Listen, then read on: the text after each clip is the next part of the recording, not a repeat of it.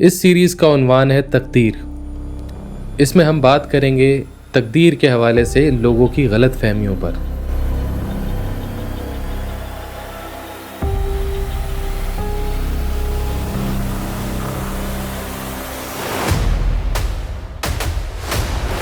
یہ تو میرے نصیب میں ہی نہیں تھا، یا کامیابی تو میری تقدیر میں ہی نہیں ہے۔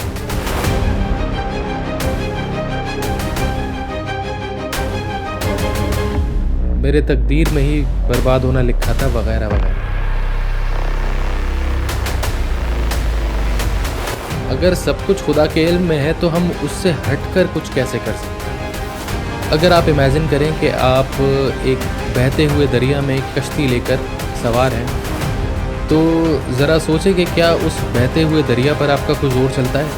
جب سب کچھ اللہ تعالیٰ کو پہلے سے ہی معلوم ہے، تو یہ کیسے ہو سکتا ہے کہ انسان عاجز نہ ہو؟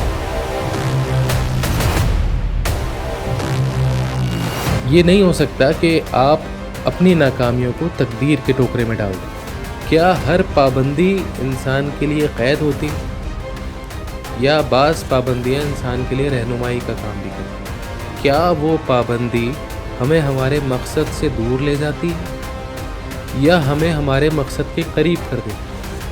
ہم یہ سمجھائیں گے کہ تقدیر اصل میں ہوتی کیا ہے،